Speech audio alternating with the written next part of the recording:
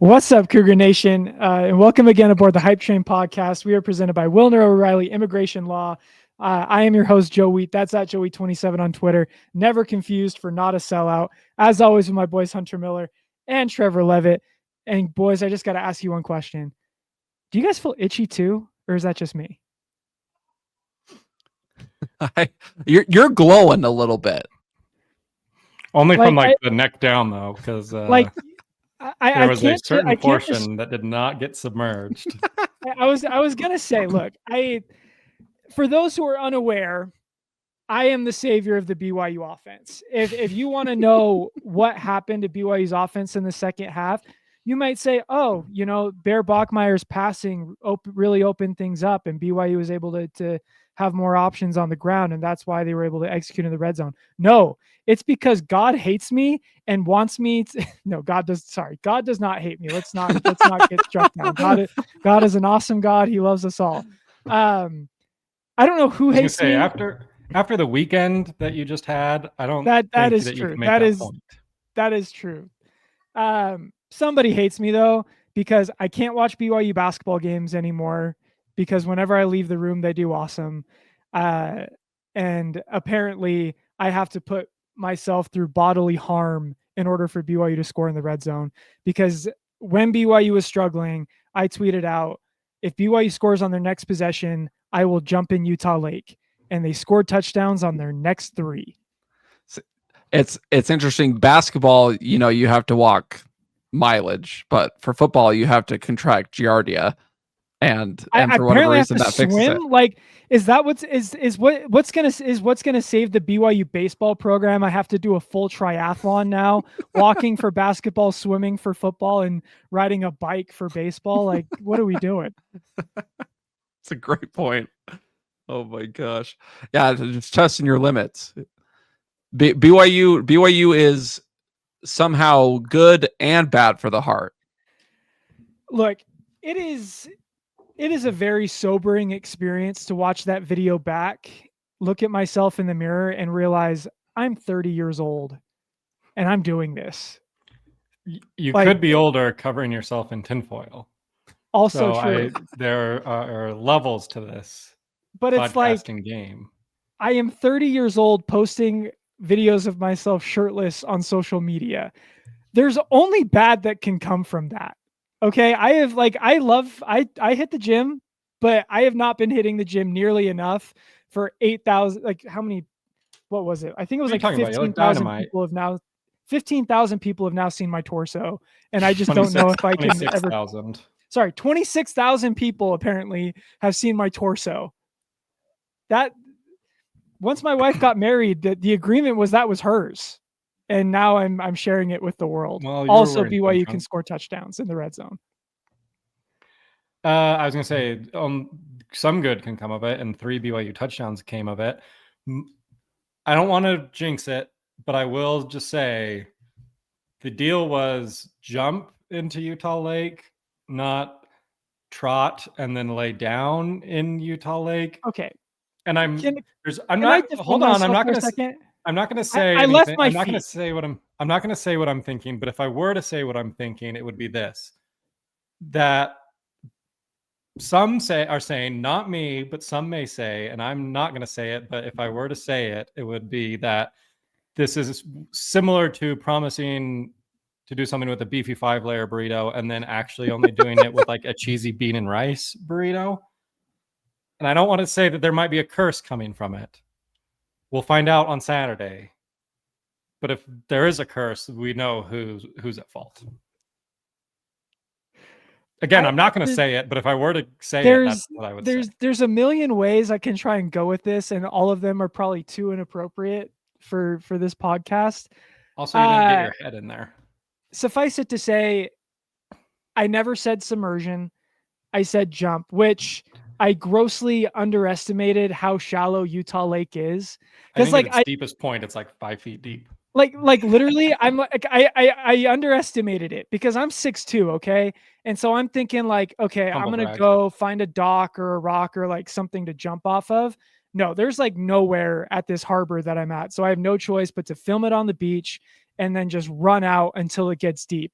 and I am running, trotting, jog, whatever you want to call it. Meandering. I am out there for about 15 seconds, and it is not getting any deeper. I am still at my shins, and I'm like, okay, no one's going to be able to see me. I got to just go for it. And so I dove. So is diving a jump? People are asking, but I think it counts.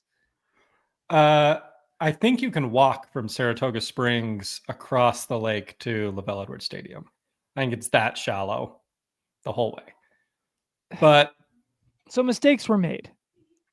The jury's out. The jury is out on if the terms of the promise were kept. I'm going to say 80%. Yes. We might have to take it to a Twitter poll. No submersion of the head.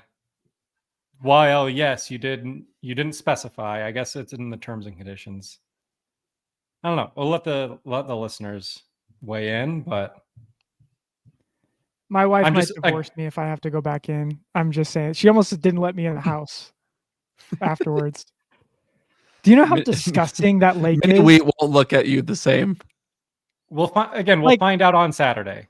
Were the my terms children, met or not? my future children are supposed to look at their father with respect, and I don't think they can look at him with respect if he has to jump in Utah Lake twice.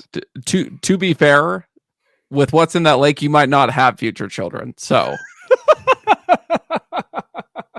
that no worries there. Certainly not after a second time. Just cross it off entirely. Goodness. What a time. What a weekend. Could this weekend have been better? I don't think question of the day. So Humpty Dumpty sat on a wall. Humpty Dumpty had a great fall. Joe had a great fall on Saturday. I got up, went on a hike, saw the beautiful colors, saw a moose, bighorn sheep, living my best life. I come back down the mountain and Texas Tech is up 7-0. That was incredible. That was such a great feeling. And then I came home and it just got better because Texas Tech put belt to expletive here on Utah with big noon kickoff in town. And then BYU wins by 21. I'm not sure you could script a better Saturday than that. I will not have it be said that this podcast talks about a rival school of BYU's. So I won't talk about them. Instead, I'm going to focus all my energy on Texas Tech and Will Hammond and how awesome they are. Because, buddy, they're awesome. That defense is good. Defense is good, almost as good as BYU's. Will Hammond, count him as a BYU quarterback. LDS went to BYU camp. We taught him everything he knows, including how to beat Utah. It was just wonderful. It was just wonderful. I think that was that was honestly my favorite part about the weekend is BYU fans all of a sudden coming to the realization of why didn't BYU recruit this Will Hammond kid? That's why. For that exact moment, he was foreordained to come in and single-handedly humble Utah and eliminate every excuse that they had. Because as soon as not every excuse. They sure still had some after the game. Oh geez. As soon as Baron Morton went down with an injury, I tweeted out oh, sorry, Utah fans. Hate to say it, but this one doesn't count anymore. You guys have already set the rules that as soon as your backup quarterback comes into the game, no longer counts. It's just kind of a wasted season. Turns out P4 teams have something called depth. I think that's what they call it. Well, the good ones do. Yeah, the good ones do. And apparently Texas Tech has a better quarterback sitting on their bench right now because he was slinging it all over the field. And then after the game, never mind that Will Hammond was probably knocked out with a concussion. Kyle Whittingham has the nerve to go out and say, yeah, our not to make excuses because you can never make excuses, but our quarterback had an owie and wasn't able to practice. We didn't put him on the injury chart because him playing was never in doubt. But he did play injured, but he wasn't. It was a major injury, but minor enough to not be included on the injury report. But also, we don't make excuses. I'm not going to make an excuse, but if I were to make an excuse, it would be this. But again, no excuses. It was essentially how that. Then they have to put out. Then they have to put out a notes app apology afterwards, like, "Hey, crap. This is why we didn't put him on the injury report. We talked with the Big 12 and they gave us clarity." Everyone else got it. Everyone else who's put out an injury report this season understood the assignment. And so Whittingham is either stupid or he's a liar. And I honestly don't care which is which. And then you couple that with you knew your quarterback was hurt and he didn't practice all week.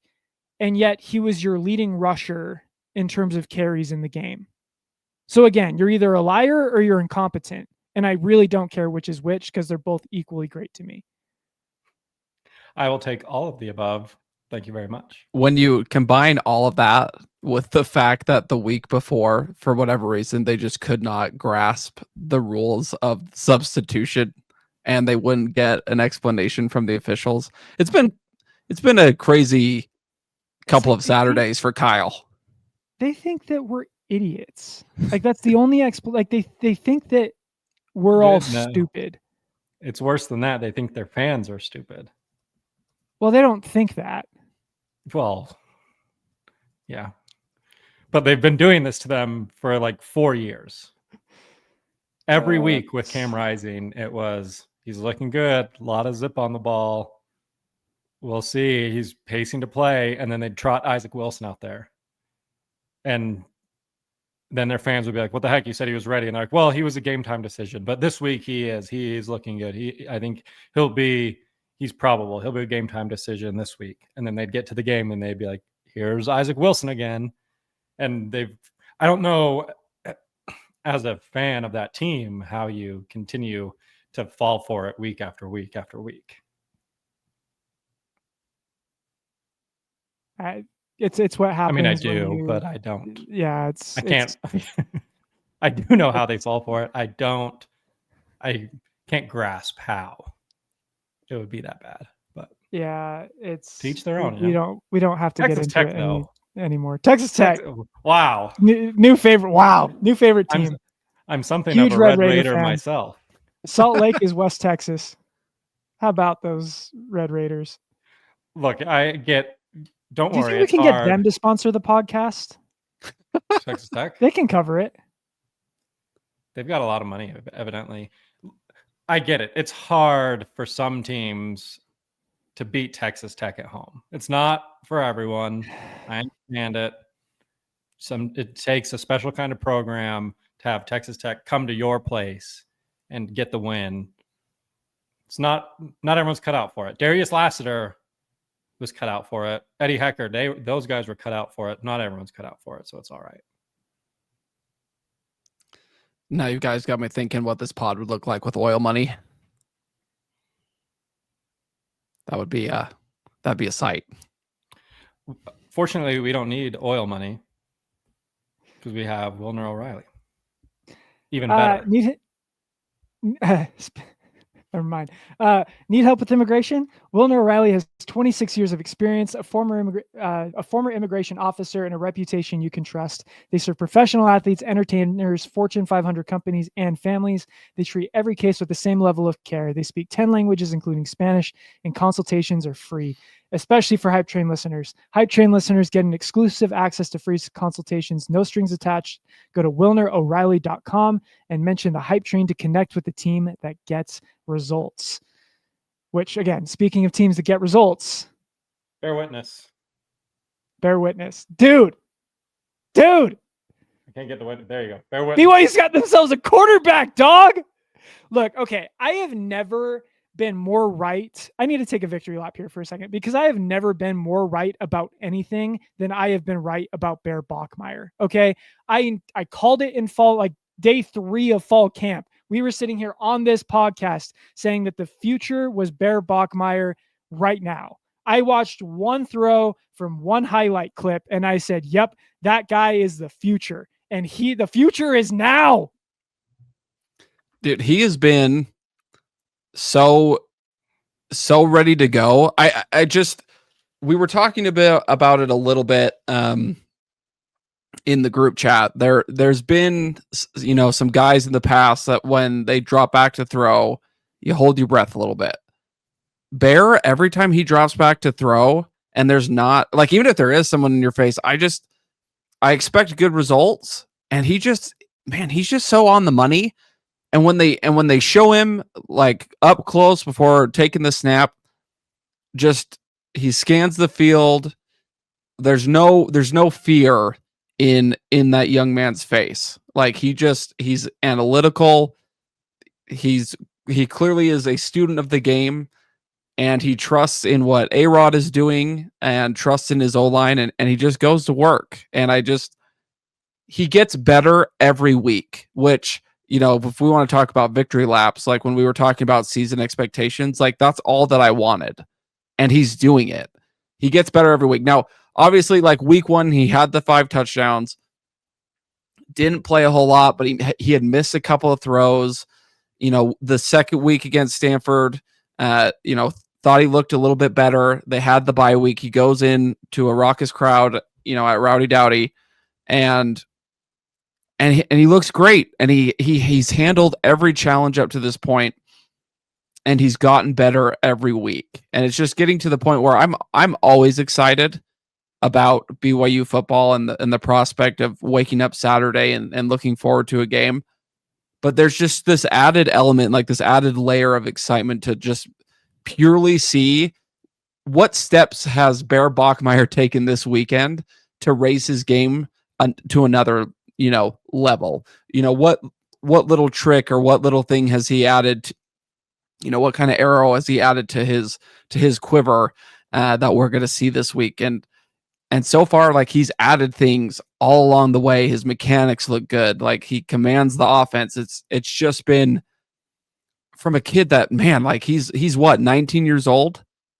Like, the maturity is just off the charts. Like they mentioned on the broadcast, his dad's Marine.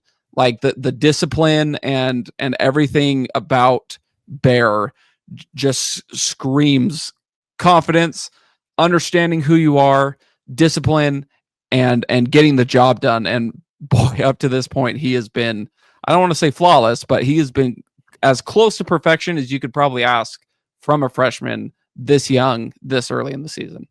I mean, he's the highest in terms of passer rating. I think he's the highest of all true freshman quarterbacks this year. And this true freshman class, there's like 3 5-star kids that are out there. You got Bryce Underwood at Michigan, you got Malik Washington at Maryland, and JKS, because I'm not even going to try and pronounce that name, over at Cal. Like right now, as a passer, he's kind of outplaying all of them quietly. But because he's not a 5-star, he's not going to get the same level of hype. But like, again, what I mentioned it last week, but what's blowing me away about Bear right now is the speed at which he gets rid of the football, and the accuracy and depth that he does it at. So his adjusted completion percentage over the last 2 games has been over 76%. And his time to throw has dropped by 0.05 of a second every single game. So he was at 2.36, 2.29 last week, 2 weeks ago, and then 2.24 this past week. He's only getting faster. And his average depth of target was 7.3 against Stanford. It went up to 11. So he's getting the ball out faster than he did against Stanford, 4 yards deeper down the field. And that's where it's like, it's A-Rod. Hunter, I know you don't watch the cut, but on the cut, you hear Aaron Roderick kind of in the background after LJ scores the touchdown, which, by the way, that play where LJ scored the touchdown at the end, Bear Bachmeier recognized the defense, what they were doing, audibled into that play, and they scored. And you hear A-Rod after that play say, "That's a smart kid, man." That is stuff that, like, you can't it's hard to teach that, and it's hard to execute. Like anyone can do it in the classroom or in the film room, but to do it on the field and to do it in under to make these decisions in under 2.3 seconds and still deliver the ball accurately, it's almost robotic. Like I think like it's in the best possible way. Like he hasn't really done anything that's off script yet, but he also doesn't have to, because he just makes the right decision really quickly every single time, and he delivers the ball accurately. Like even his misses on Saturday were kind of hits. Like one of his incompletions was a freaking dot to Carson Ryan in the back of the end zone that could have been a touchdown, was just good coverage. He had 2 deep balls to Parker Kingston and Cody Hagan that were underthrown by like 6 inches. Yeah. And then he had a drop from Chase in the game. He threw 7 incompletions and 4 of them hit receivers in the hands. That's an 88% on target rate as a true freshman. Yeah, I mean, kid's a cyborg. He is. This is going to sound like a comparison. It's not. But what you're describing is what ultimately separates the Tom Brady's from the Anthony Richardsons. No, please make that comparison. In a vacuum, like Anthony Richardson is, if you were to mold the quarterback from a physical standpoint, much better than 95% of quarterbacks out there. It's like water in the desert. Yeah, he's beat out by Daniel Jones, right? And he hasn't won at any level, and he's not even in a conversation of a starting NFL quarterback, let alone one of the best NFL quarterbacks. Meanwhile, you have these guys that are subpar athletes, not the strongest arms, but just are mechanical in the way that they're able to read defenses, approach the game, study film, make on-the-fly adjustments, make on-the-fly reads, make the right throw, great decision-making. Those are the characteristics of good quarterback play. And you can put any athlete you want back there. If they're not going to be able to read the defense, recognize the coverage, make the right throw, audible to the right play, then you can only go so far. And the good thing for us and scary thing for a lot of other teams is it kind of looks like Bear has both. He's got the athleticism, he's got the build, he's got the arm, and evidently has the smarts. There's still a long way to go. I'm not crowning him or saying he's one of the best. I'm crowning him. I'm crowning him given the expectations and where he's at right now. For a true freshman who's just made his 3rd career start, he's as good as really anyone else in the country. You have the stats, I'm sure, Joe. They've put the stats up on TV screens and on broadcasts. As far as true freshmen and even just freshmen making their 3rd career start, he's as good as anybody. I'm not saying he's going to be, Heisman winner by the end of his sophomore season or anything like that, but he seems to be at a place where he has all the tools. He's got the physical tools, strong arm, big, fast, strong, whatever. He's also has the intangibles of the off the field approach to the game, the ability to read defenses, and the smarts to go along with that. And that's a really, really scary combination if you're an opposing defense and opposing defensive coordinator. And I don't know. We talked about Jake last year, and I know fans and some people on Twitter hate the Jake Bear comparisons, but it's just the natural progression of things. Jake was the quarterback last year, was going to be this year, isn't. It's Bear instead. Of course, we're going to compare how Jake was performing and maybe would have performed on this team and what Bear is doing right now.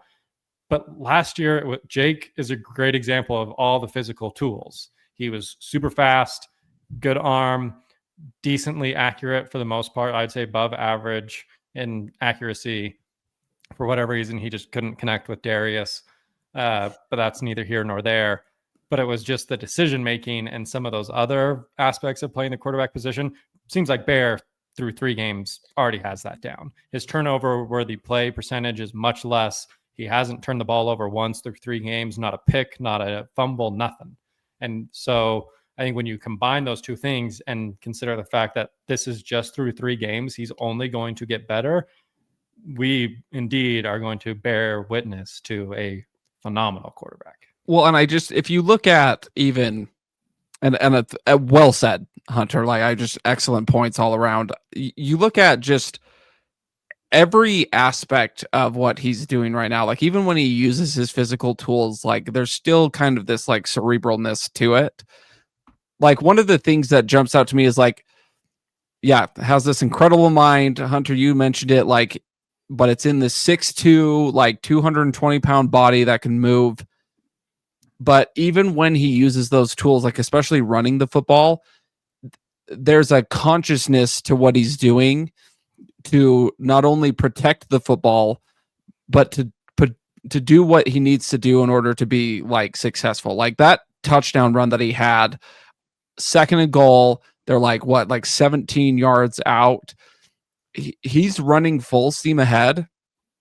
But by the time like any sort of defender gets within 3 feet of him, like we're talking 5 points of pressure, head down, ready to truck somebody, and he ends up getting into the end zone standing up. But in his mind, like when I think of like A-Rod's ideal, like perfect QB, like Bear right now is that. Like if A-Rod could do everything that he's teaching, like just be out there and just do it himself, I'm sure he would.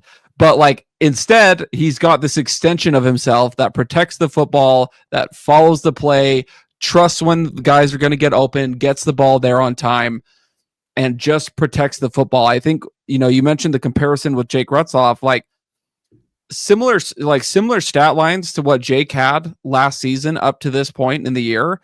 But Jake had also turned the ball over 4 times. And like 3 of them arguably were incredibly like head scratching turnovers.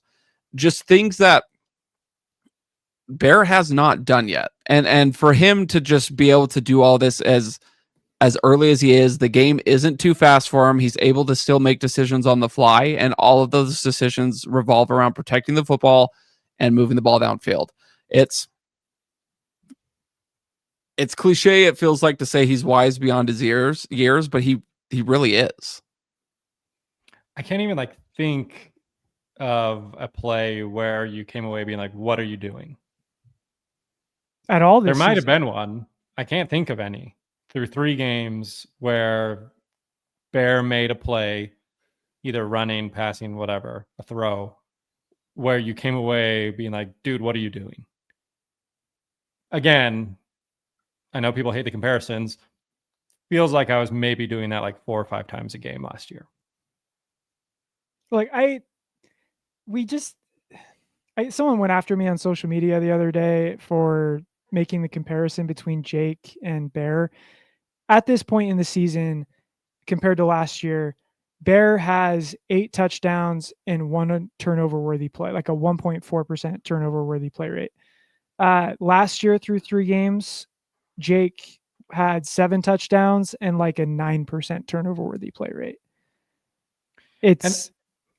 And again, like I get it. Like we're not trying to trash on Jake here, but it's like, it's the natural comparison that you have to make. Like when all you hear during the offseason after the Jake thing happened is BYU isn't going to be as good this year because they don't have Jake as their quarterback. In order to prove those people wrong, you have to be able to show that BYU upgraded or at least replaced what was there at the quarterback position. And through 3 games, I don't think, like, compared to through 3 games this year and through 3 games last year, I don't think there's any argument to be made that Jake was better through 3 games than Bear has been this year. And like we'll see as the season progresses, but like the one stat I wanted to share, Bear against Eastern, and like you can say all you want, like, oh, it's just Eastern Carolina, like do it against a P4 team. Bears PFF grade for this game was 90.2. BYU hasn't had a quarterback have a 90, like above that, against an FBS opponent since Zach Wilson in 2020. Jaron never did it. Baylor never did it. Keaton never did it. Jake never did it. This, like in terms of efficiency, this is the second most efficient game that BYU has had in 3 seasons. And the one game that was more efficient was technically more efficient was Jake versus UCF, and Jake's completion percentage was lower, and he was averaging like 6 yards a target. So it's for my money, that was the most efficient game that we have seen since Jaron Hall was roaming the sidelines. And dare I say that looked 2020 Zach Wilson-esque in spurts, where every time he lets go of the ball, you just assume that it's going to be on time. You assume that it's going to be on target. You assume that it's going to be out of harm's way. And you assume that at the end of it, like every time he releases the ball downfield, I am thrilled because I know what's on the other end of that. Every time Jake let the ball go downfield last year, I was like, this has one of two outcomes, and I can't wait to see which is which. It's a glass half full, half empty approach, I think, when making these comparisons. You can look at it in the sense of we're trashing Jake. We're saying Jake was bad in a way to, bolster Bear and talk good about Bear.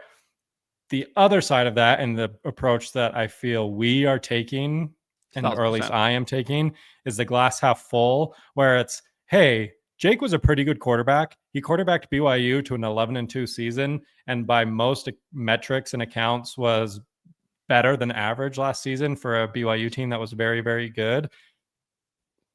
And if that's the bar, and Bear is already better than that bar, then imagine how good Bear can be and this BYU team can be. So it doesn't need to be the tearing, it doesn't need to be looked at as saying Jake is bad, Bear's good. It can be Jake was good, and that just means Bear is better. And that's, I think, the approach that we're all taking. Because again, this was a guy in Jake who led BYU to an 11-2 record, contention for a Big 12 championship. I think if he had stayed and hadn't gone through the whole ordeal this offseason, I think BYU would have been favored or a favorite to contend and win the Big 12 this season. That's how good Jake was. And Bear has just been better. And that's something to be excited about, something to celebrate. And I think we can point to, here's what Jake did, and here's how Bear has improved upon those numbers in these areas as a way to say, Bear is very, very good and is only going to continue to get better. So I don't think it needs to be a glass half empty. It's, I think, in my opinion, a glass half full argument when talking about Jake versus Bear. Well, and I think you make that clear by the fact that you're just what we're presenting, right? It's just stats. Like, it's just factual evidence. It's PFF grades, it's QBR, it's all these different things. Like none of this is like, oh yeah, like Bear Bachmeier is a better quarterback because we thought Jake was ugly or his release was low or some like personal shot. Like, just the fact of the matter is that the numbers are just better. Jake Retzloff famously handsome. Yeah, like it's almost there's no hatred. Like I've watched almost every Tulane game this season, and I'm thrilled for the success he's having. I'm equally thrilled that the guy who we've had high hopes for, because we had a defense and we had the receiving room and we had the running back stable, like the guy that we had all these high hopes for to keep the ship going in the right direction and be a game manager is maybe just a little bit better than a game manager. And that's awesome when he's got all of these tools around him. That's all it is. Like he took over that game in the second half. Like what Evan Johnson did, and we'll get to the defense as well. What Evan Johnson did at the end of the first half is exactly what Bear did in the second half. Bear was automatic. He took over the game. Like you look at like just look at the impact that him throwing the ball downfield had on the rushing attack.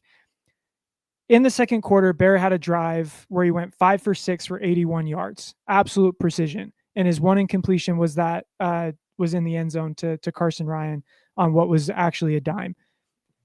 Before that play, BYU was averaging 2.3 yards per carry and had 2 explosive runs.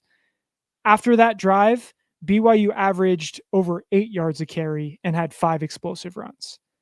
Like just the fact that he can throw it now opens up all kinds of doors for the offense. And mostly just because like he can execute it at such a high level. Like we talk about in the preseason we talked about what this offense needs is someone who just doesn't make mistakes. my argument was that they need someone who can push the ball down the field and generate big plays. Bear is both right now. Like, and I don't think there's really an argument against that. But to see on those 3 straight drives where he drives them down the field in 2 plays makes me jump in a lake all because of it. You're welcome, Bear. Averaging like 25 yards an attempt on that drive. Then to follow that up, you get behind the sticks because of 2 penalties in the red zone. It's 2nd and goal from the 16, and you say, fine, I'll do it myself. And then on the 3rd drive, you check into a touchdown on your own without any help from the offensive coordinator.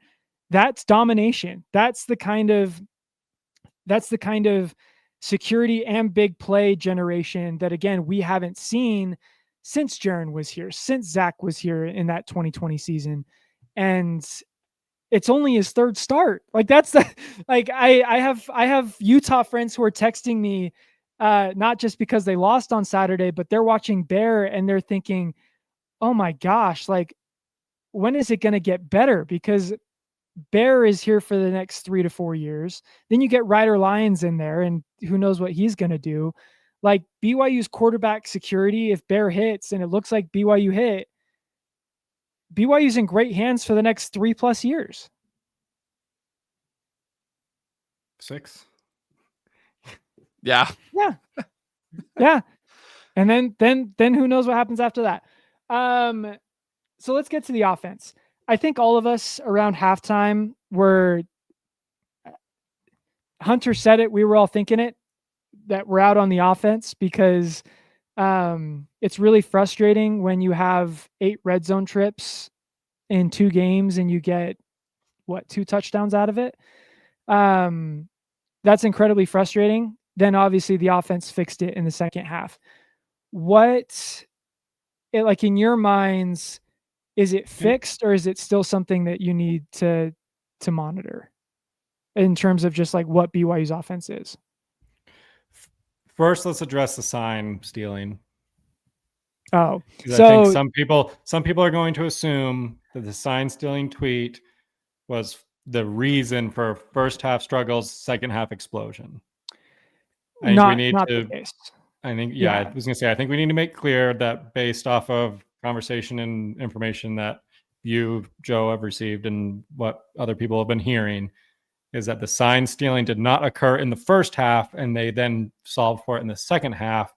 It was a 2022 versus that is correct. So in 2022, there was a former BYU coach that shall remain nameless, but those who know, leaked BYU signs to ECU. And that is why Harvey Unga sent out that tweet after the game. It's why BYU huddled on virtually every play during the game this week. And it also helps illustrate why BYU dominated the way that they did. So I don't think it was a sign stealing issue in the first half. I think it was, we finally got to see the handcuffs come off Bear. Like, I think that's the simplest explanation. Is before this game, BYU was throwing behind the line of scrimmage 26% of the time. In this game, BYU threw it behind the line of scrimmage a normal amount of time, and lo and behold, the offense erupts for 200 and something yards in the second half. Like, they rolled. Yeah, training wheels came off. Yeah, I feel like for me, and there was I can't remember who it was, but somebody on Twitter was just saying that felt like the play calling was conservative, and the fact of the matter is, the first couple of weeks it probably was. I think what everybody saw in the second half against ECU was what A-Rod has seen like all of fall camp, summer workouts leading up to this season. There was a reason why Bear could come in after an entire spring camp with Stanford and immediately start turning heads. And first day of fall camp, everybody's like, oh, okay, Bear actually has a chance at being QB1. Like, he was able to accomplish all those things. And this is where I give A-Rod his flowers, because I know, in the past we've we've had our thoughts about him and everything that, comes with, what he does as a coach, but he saw something. Like, he saw what we saw, but just for a longer extended period of time. And for me, my leading theory is that he just wanted to make sure that he didn't cost Bear his confidence on his way to that second half against ECU. He knew what he could do. It was just a matter of not ruining him before that moment. And by the time they got to halftime and the defense, did what they did and created some momentum, A-Rod was like, okay, like, it's time to start cooking. And here we go. And they did. I think we can look at this game against Colorado and get an idea of whether or not that theory is correct. But I believe fully that A-Rod, just for lack of a better word, was kind of babying Bear, just getting him the milk before the meat, knowing that this kid would eat fully once the reins were handed over to him.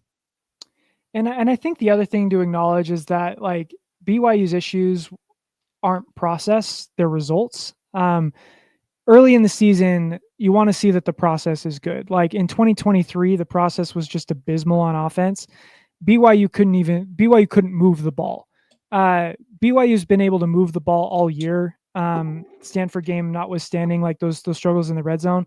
BYU is one of the best. I think they're 12th in the country in quality drive rate.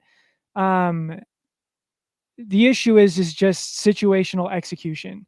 And in the second half, they simply executed. Like, yes, the handcuffs came off Bear, and it forced ECU to play BYU a little bit differently than they did in the first half, and it definitely opened some things up. But, like, BYU scored, like, the reason BYU struggled in the red zone was like holding penalties and stupid things that would happen that would take you from the 5-yard line to the 15. And the play calling was such that BYU played for a field goal at that point. In this game, same exact things happened, but Bear just ran over 3 or 4 people to get into the end zone this time. Like, it's so the process is great. We finally just started to see the results, which, again, if the process is good, the results will come with time, and law of averages kind of states that. So I think that's where, yes, there were definitely some changes in the first half to the second half, but I think BYU just finally started executing, and this is the offense that BYU had the potential to be all season. I just need it to be Saturday. Yeah, I'm so excited. I just like it. It's the, like, genuinely, like what I was saying earlier, like even last season when like BYU was, winning and going, on that kind of 9-game win streak, like I was excited for Saturday, but I just think there's this extra juice behind kind of this like young potential prodigy, like next great BYU quarterback potentially, like, and again, I'm not setting any of that in stone. Like, this isn't like this is going to happen take, but it's just kind of fun to watch and just be like, we're witnessing something that just doesn't happen often in college football, let alone at BYU. I'm trying to do the quick stats because there's obviously the narrative that BYU took the training wheels off. They let Bear sling it in the second half. If you just look at the stats, it's actually a pretty even like balance in terms of yards, attempts, completions for Bear first half versus second half. I'm sure, Joe, you have the PFF grades on everything. But I think the big difference is just the type of throws, and I'm not sure if you're able to pull up like average depth of target by half. But in the first half, Bear had 126 passing yards. 81 of those 126 were yards after catch. So it was just, that's 64, we'll call it, percent of his yards were gained after the catch. So it's a lot of, screen passes like we talked about a week ago, short yardage, dink and dunk, whatever it may be. Just it's what we complained about for the first couple of weeks, right? Like you're not letting Bear throw the ball down the field. You're not letting him push it like we've seen him do in spring camp and, all those good things.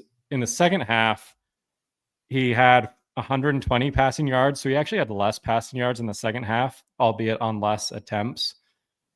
But his yards after catch were accounted for 55 of his 120 yards, which is a 45%. So it was almost a 20% reduction in yards after catch from the first half to the second half, despite the yardages being almost equal, a 6-yard difference in first half to second half, and the attempts and completions basically being pretty even.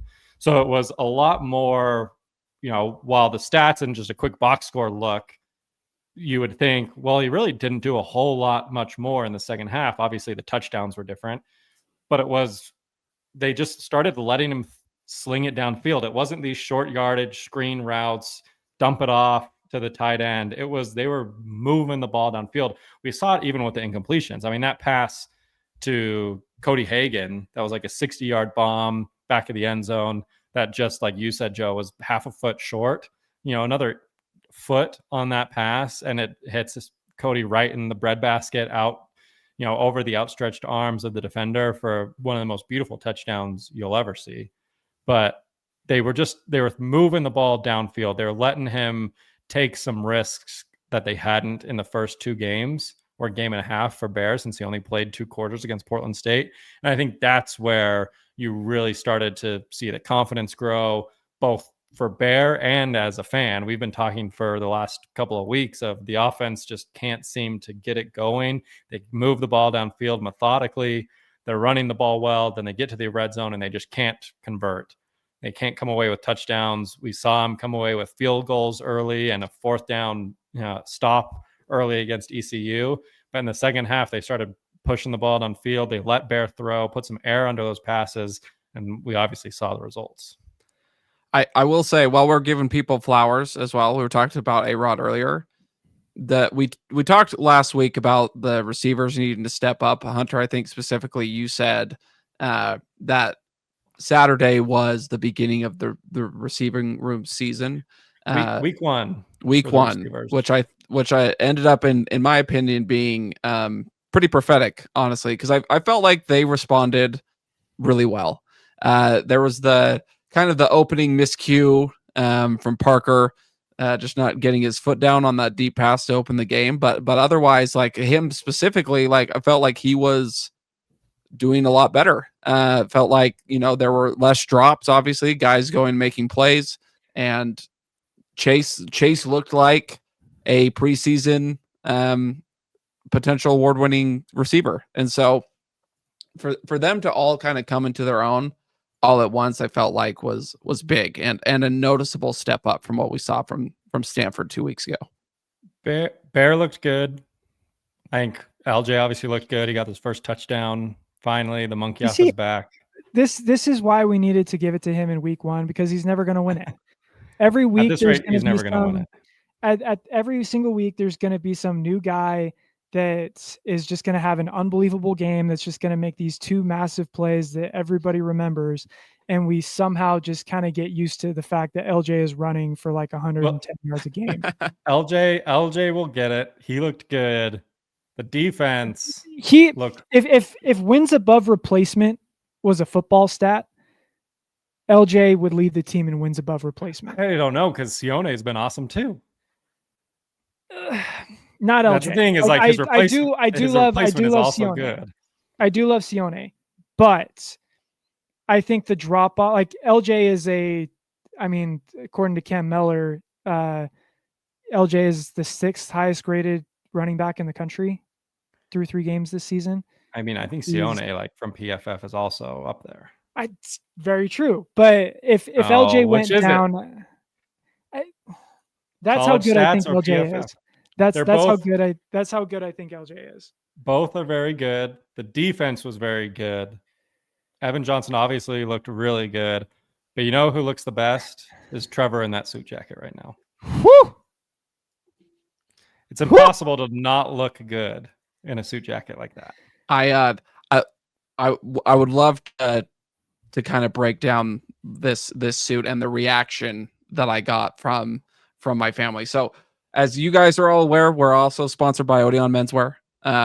Shout out Braden and at Odeon. Was an absolute gem. I mentioned this last week. I texted him. I was like, hey, I live all the way down in Kaysville. Like, is there a way I can, get this suit shipped to the Bountiful location rather than the Draper one, just so I could get it on my way back from work? And he's like, don't worry about it. I'll just send it to you. Came in a box. In the box, like it came in kind of one of those suit covers. Came out looking just fabulous. I went and threw it on immediately.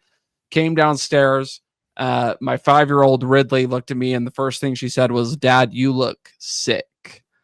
And now I say that word from time to time. She's never used that word before in her life until now. So shout out Odeon. This is the most comfortable like dress attire outfit I've ever worn. Like it feels like I'm sitting here in sweats while looking like I could go sit in a business meeting 2 minutes from now. And so Braden, Odeon, you guys are the best. I wouldn't say this for I wouldn't like feel I don't feel forced to say this. There's no payment behind it. Like genuinely, like this suit is amazing. The suit is called Elevate. If you want to elevate your game, check out Odeon Menswear. Hype Train 15 will get you 15% off your suit purchase. Look good so that you can feel good and do good in the best moments of your life. Odeon is taking great care of us. Our player, our Elevate player of the game is Evan Johnson, because he single-handedly pulled a Kansas State and verified what we already knew, that Hunter Miller is in fact a ball knower. Look, it's a lot of weight on my shoulders to have to know ball to this degree. But sometimes, you just, the impressions come to you. And as we're recording a podcast episode a few weeks ago, the impression that Evan Johnson was going to have a heck of a season and have 6 interceptions, the most since his coach, Gennaro Guilford, in 2001, just hit me. And we're a third of the way there. We're a third of the way there after 3 games. What a showing by Evan Johnson. But I have never been I've never been more right about Bear. I have never been more wrong about a player than I've been about Evan Johnson. Because honestly, like this, I hate that I'm about to admit this. I thought he was a cornball. Before he ever stepped foot on. You thought Shmev was going to be a cornball? Like before I ever saw him step on the field, I saw a scrawny kid who was probably really fast, but his jersey was about 8 sizes too big. He was making these weird voices. He just kind of reminded me of like the deacon in your ward. And I thought there was no chance. Like I thought that he was just kind of like, we needed bodies in the cornerback room and maybe one of these guys hits. Nah, in terms of like assignment exit, and I have this on authority from someone who would know, in terms of assignment execution, he is a better cover cornerback than Jacob Robinson was last year. Jacob Robinson is to obviously a much better version of Jake Retzloff. He is to Jake Retzloff what Evan Johnson is to Bear Bachmeier, where Evan Johnson executes the play exactly how it's designed. Jacob would freewheel it a little bit, and sometimes that would get him into trouble, but it also generated some of the coolest big plays that you'll ever see. The problem is that we don't always see when he misses a coverage. Evan never does that. Evan plays the game as it's dictated by the coaching staff, and it led to 2 interceptions that span both end zones. Just please never run back into the end zone ever again. That's all I ask. You talk about like going off script a little bit with Jacob, the intercepting the pass and immediately running 4 yards backwards into the end zone. Thankfully, it was an offensive tackle chasing him.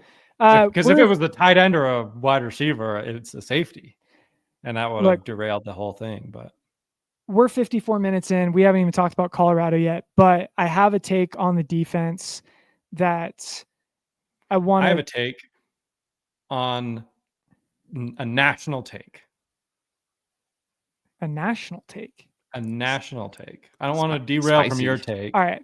You can give your take. I then have a national take for you. Okay. Evan Johnson and Trey Alexander should never leave the field. When those two guys are targeted, the passer rating I think was like 67 point something. That's really bad.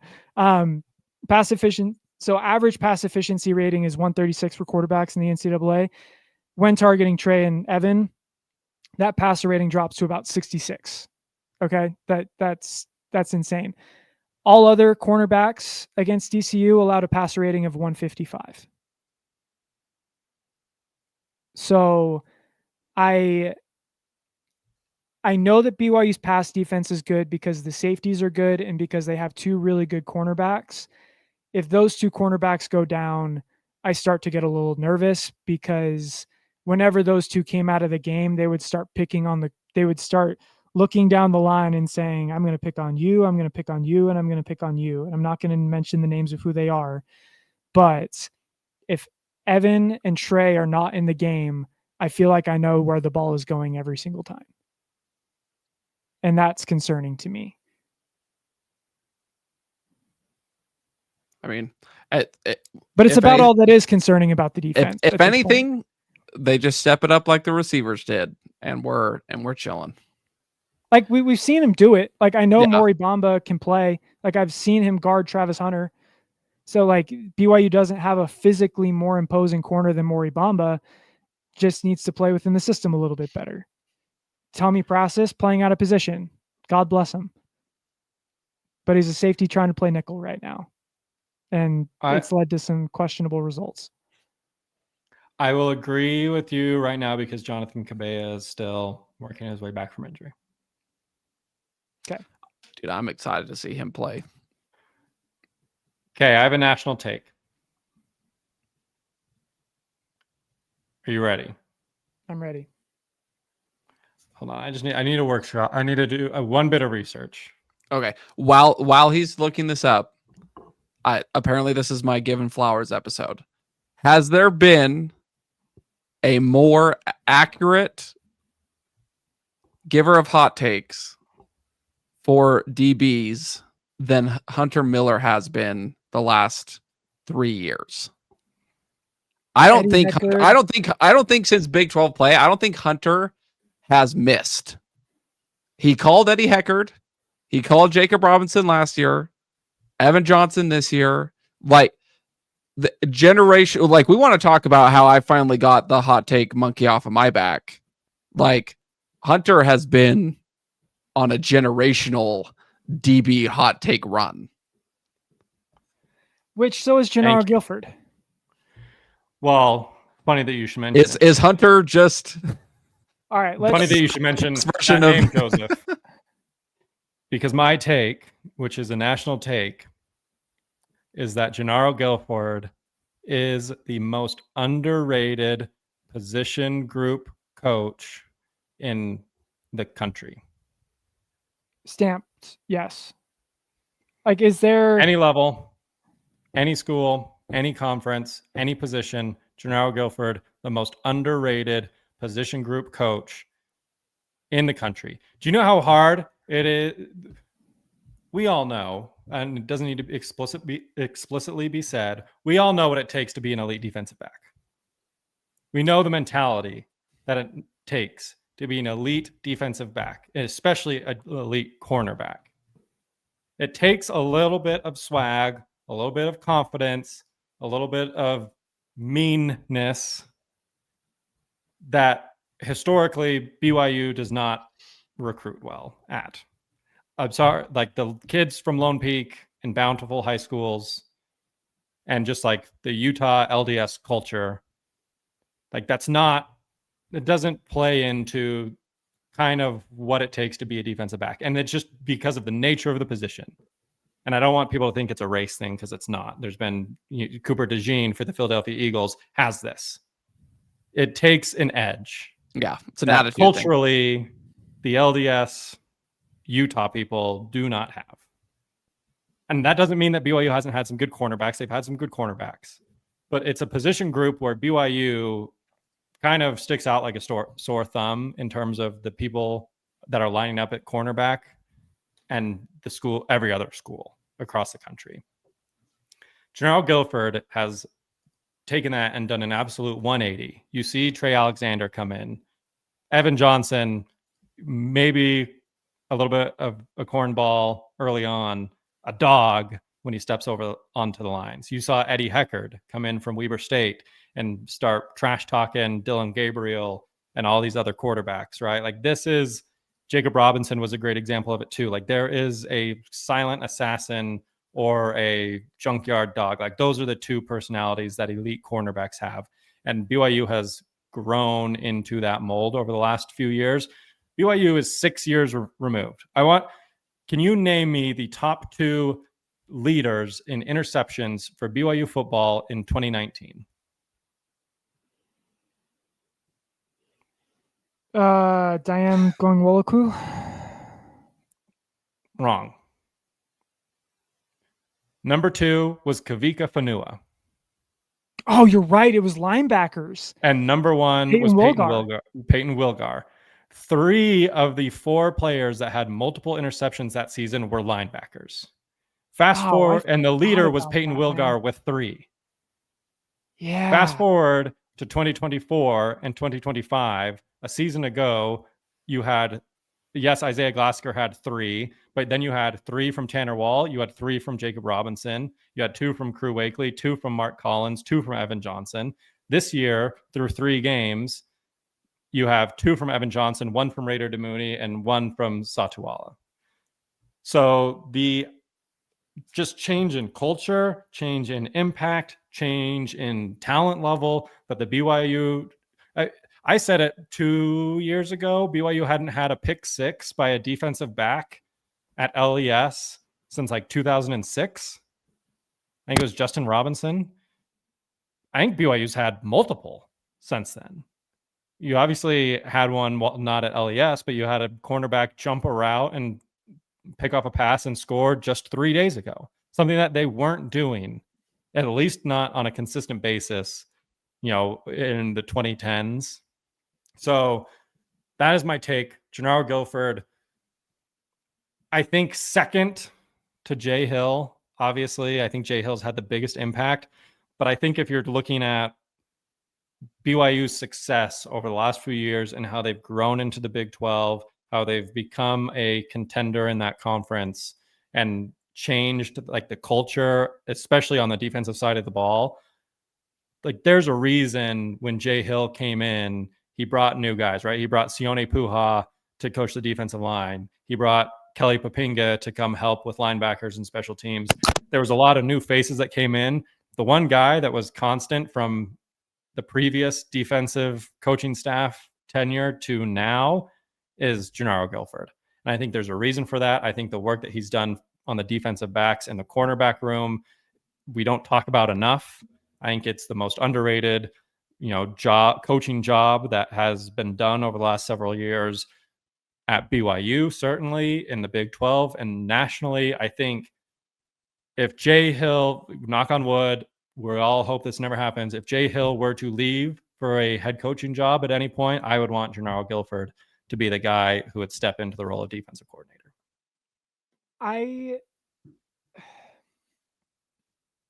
I mean, I don't think there's a coach in the country that has a tougher job than coaching cornerbacks at BYU, recruiting cornerbacks at BYU. And they're doing it. Like the cornerback room is just, we always assume that it's going to be good under Gennaro Guilford. And that's just never something that's happened here.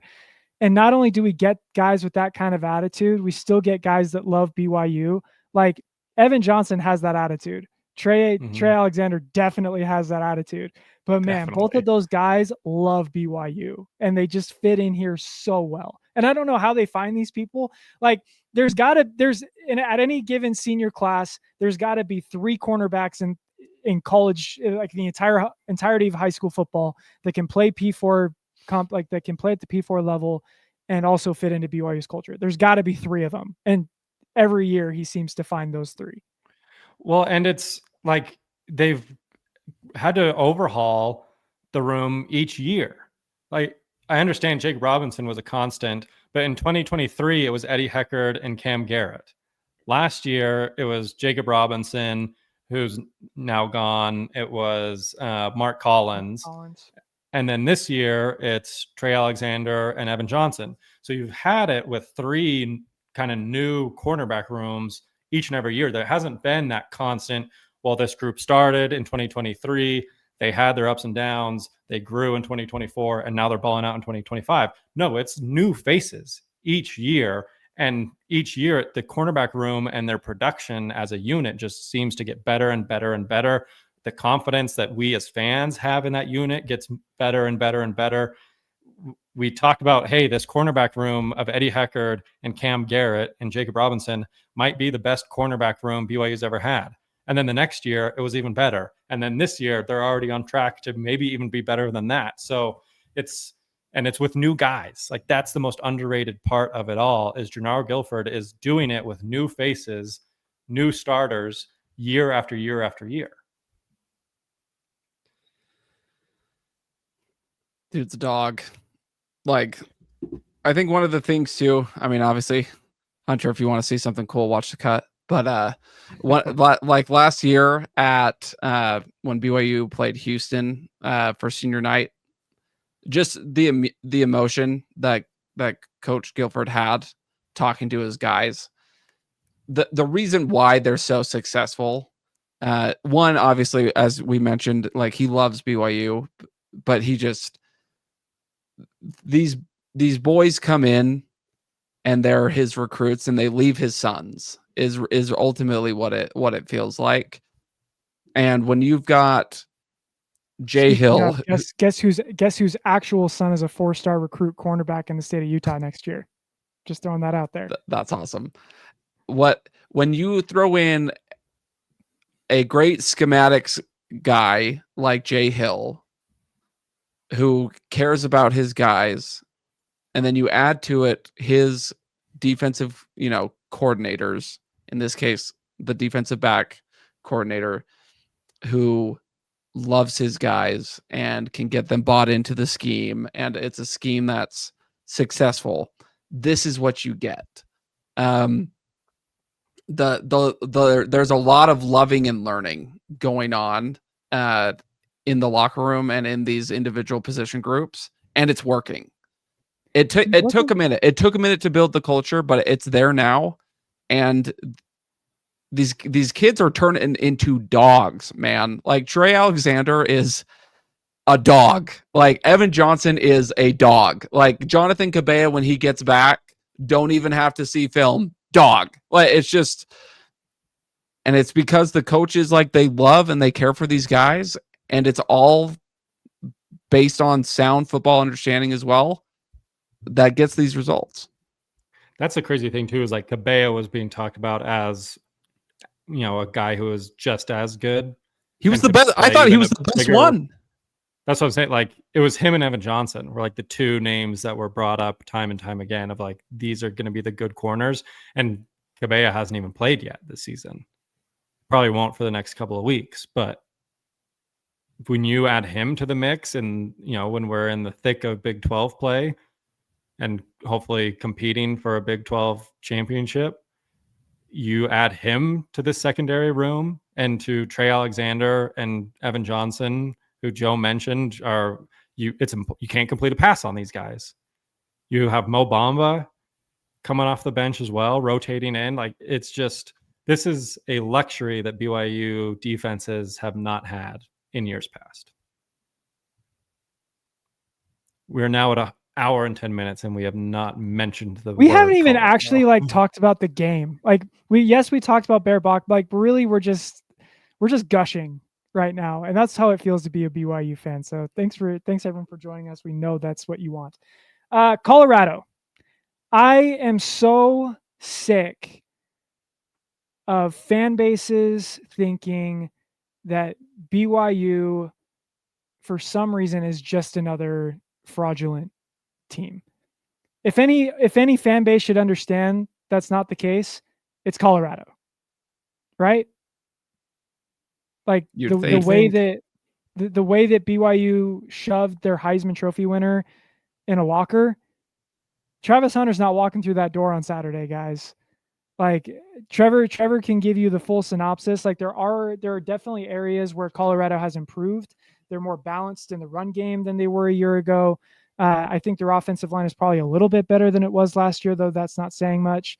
But like I keep seeing, like Barstool CU posted a picture of their schedule the next 3 games, and it's Iowa State, TCU, and BYU, who are all ranked. And the comment was, "Why not us?" And the answer is all 3 of those teams are better than you. I had a national college football account this week predict Colorado would beat BYU. And I asked, why? Like, what does Colorado do better? He said, more passing yards per game. That didn't seem to help ECU much. And then finally, when he really got down to it, he said, I don't feel like either team has been tested this season, but I feel like Caden Salter's, it's going to be a dogfight, and Caden Salter's experience is going to pull this one out. Colorado is 2-2. How have they not been tested? Not only have they tested, they failed that test. You Those can't 2 losses aren't tested. Say, well, they weren't actually tested. We don't know how good they are because they played a ranked Georgia Tech team and an unranked Houston team that combined for 550 yards rushing. What do you think's going to happen when you play LJ Martin? That's the thing. Is like they're giving up almost 200 rushing yards per game. There's nothing, and I mean this. There is no matchup against Colorado against BYU where I would take Colorado. Would you? Like Colorado's offensive line versus BYU's front 7. I'm taking BYU's front 7. Hasn't Caden Salter been benched like twice this season too? Caden, he was benched. Like, so okay, let's go through the matchups. BYU's front 7 against Colorado's offensive line. That's barbecue chicken, right? You have Caden Salter. You have Caden Salter against BYU secondary. Caden Salter, like we're going from the quarterback who was first in the country in processing speed to the quarterback who was literally last in the country. Caden Salter holds onto the ball for 3.5 seconds every time he drops back to pass. And BYU got 2 sacks and forced 2 interceptions. Jack Kelly is going to kill this man. Like, so that's just, and that's what Colorado, that's what they do best. Their offense, like their offense looked really good against Wyoming. Congratulations. We saw what a Utah offense looked like against Wyoming, and then what they looked like against an actual defense. On the flip side of the ball, do you take BYU's offensive line or Colorado's defense, like BYU's run game versus Colorado's run defense? I'm taking BYU because Colorado is like 110th in rushing success rate on defense this year. Yeah, 200 yards per game they're giving up in rushing. That's crazy. Have they even played a quarterback that can throw? I mean, Haynes King's not bad. Haynes, like, I really like Haynes King. Like, he's one of my favorite players in the country, but he's kind of Taysom without the athleticism. And Haynes King didn't even like have success passing against him either. No. Because they were just running the ball so well. He did have 156 rushing yards and 3 touchdowns, though. Bear Bachmeier is going to cook. Through the air and on the ground. BYU's a 6.5 point favorite in this game. I actually feel more confident about this game than I ever did about ECU. Like, I think BYU is just mostly because ECU was unique enough on offense to pose a threat. Like, Caden Hauser really, I thought, was good, and he got the ball out so quickly. I wasn't sure if the pass rush would be able to get to him. I think BYU's pass rush is going to be able to get Caden Salter off rhythm, and he's already been benched once this season because he was ineffective. And Colorado's entire offense is just, what can Caden Salter do for you? Like, he's the focal point of their offense on like 70% of their offensive plays this year, either as a runner or a passer. This is the same team that rolled into the Alamo last year, that Jay Hill walked past Spencer Linton, who described Jay Hill as being like giddy. He was almost floating in the air before Jay turned to Spencer and said, "Don't be surprised if we roll these guys." Like this, Jay Hill loves this stuff. Like you got a guy like Caden Salter back there who's experienced, who's had success, not only like as like a player, but has like had teams that have been successful. He moved to Colorado to get away from Liberty and to have a shot at a P4 level. Jay Hill lives for this. Like this his entire life's mission week in and week out is to find out who the quarterback is and make his life miserable. Like if I understand that Colorado's going to have some motivations, like I'm sure they've talked about the bowl game. I'm sure they've shown things that Dion's talked to him about, pride and taking care of business at home. This is still a Colorado team that everybody talks about, and it's going to put a chip on BYU's shoulder still. I don't think that chip's left since the Alamo Bowl. So this is going to be a game that I feel like BYU can make a statement in and announce to the conference like, hey, like we're legit. And I'm excited to see what unfolds. Hot takes and predictions. We can go more in depth, but we're at like an hour and 15 minutes. Cougs by a billion. Like, Colorado's worse than they were a year ago. I think BYU's as good, if not better. And I don't think BYU is going to lose the turnover margin this time like they did against Colorado. So for those reasons, dare I say BYU is not going to give up a touchdown again and wins this game 37-6. I like it. Because why not? Because why not? Why not us? Why not? I'm going to say 30. I'm going to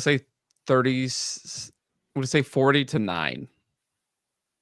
I think this offense, I think we saw one really solid half of the shackles being taken off of Bear Bachmeier, and the defense gets worse than what he saw last week.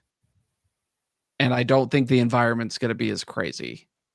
So 40-9. Might be more BYU fans.